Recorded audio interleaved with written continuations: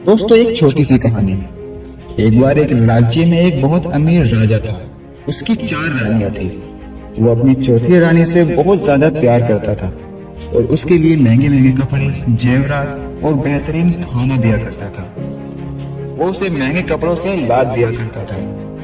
वो केवल उसे ही सबसे अच्छा माना करता था। लेकिन वो अपनी तीसरी पत्नी से भी बहुत अधिक प्यार करता था और उसकी तीसरी पत्नी के आसपास के राज्यों में भी काफी चर्चा थी। इसीलिए उस राजा को हमेशा डर लगा रहता था कि एक दिन उसकी तीसरी पत्नी उसको छोड़ देगी और किसी और के साथ चली जाएगी। वो अपनी दूसरी पत्नी से भी बहुत प्यार करता था और दूसरी पत्नी उसकी असल में हमराज थी। उस राजा की दूसरी पत्नी उसके साथ हमेशा सहानुभूति, इज्जत और धैर्य के साथ रहती थी। जब भी राजा को कोई परेशानी होती तो वो दूसरी पत्नी से आकर कहता और वो राजा को उस परेशानी का हल बता देती थी। राजा की पहली पत्नी उस राजा की सबसे वफादार थी।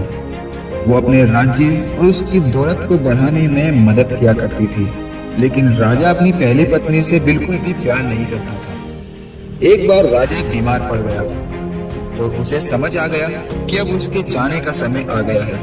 इसीलिए उसने अपनी चौथी पत्नी से पूछा कि मैंने तुम्हें सबसे ज्यादा प्यार किया है और तुम्हें सबसे बेहतरीन चीजों से नवाजा है और तुम्हारा सबसे ज्यादा ख्याल रखा है।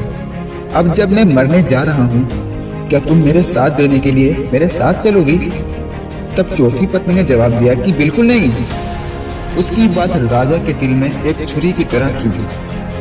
अब दुखी राजा ने अपनी तीसरी पत्नी से पूछा कि मैंने सारी जिंदगी तुमसे प्यार किया, अब मैं जा रहा हूँ, क्या तुम मेरे साथ चलोगी? तो तीसरी पत्नी बोली, नहीं, ऐसा नहीं हो सकता। जिंदगी बहुत अच्छी है और जब तुम मरोगे तो मैं दोबारा शादी कर लूंगी। अब राजा का दिल बैठ गया और वो ठंडा पड़ गया था। फिर उसने अपनी दूसरी पत्नी से पूछा, मैंने हमेशा जरूरत के वक्त तुमसे हमेशा ही मदद मांगी है और तुमने भी हमेशा मेरा साथ दिया।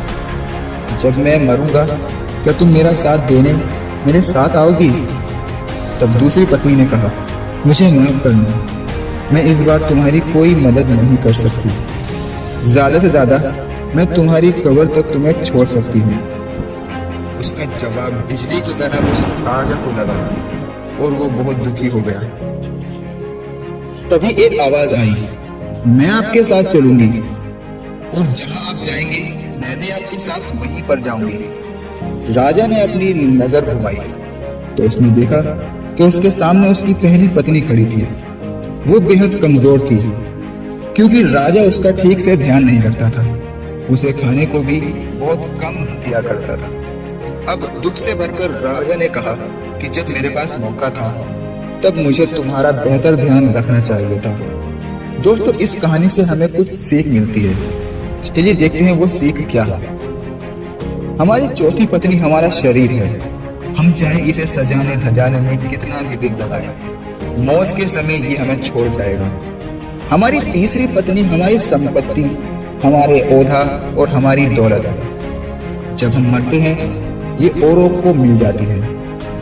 हमारी दूसरी पत्नी हमारा परिवार और हमारा खानदान होता है। चाहे वो कितना ही हमारे साथ हो, ज्यादा से ज्यादा वो हमारे साथ शमशान तक आएगा और उससे आगे नहीं जाएगा। हमारी पहली पत्नी हमारी आत्मा है, जो अक्सर दौलत, ताकत और अहंकार के बीच दबकर रह जाती है। मगर हमारी आत्मा ही एक ऐसी चीज है जो हमारे साथ हमेशा रहती है। इसलिए अपनी आत्मा को उपजाऊ और ताकतवर बनाएं और इसका आज से ही ध्यान रखें। यही दुनिया में आपका सबसे बड़ा तोहफा है। तो दोस्तों, उम्मीद करता हूँ कि आपने आज की इस वीडियो में जरूर कुछ ना कुछ सीखा हो। अगर आपको ये वीडियो पसंद आई हो तो इसे अपनी दोस्तों के साथ शेयर कीजिए और इसको एक लाइक करना बिल्कुल भी मत भूलिए। अगर आप हमारे चैनल पर नए हैं तो इसे सब्सक्राइब कर लीजिए, क्योंकि हम हर रोज आपके लिए एक मोटिवेशनल वीडियो लेकर आते हैं। तो मैं मिलता हूँ आपसे एक नई वीडियो के साथ।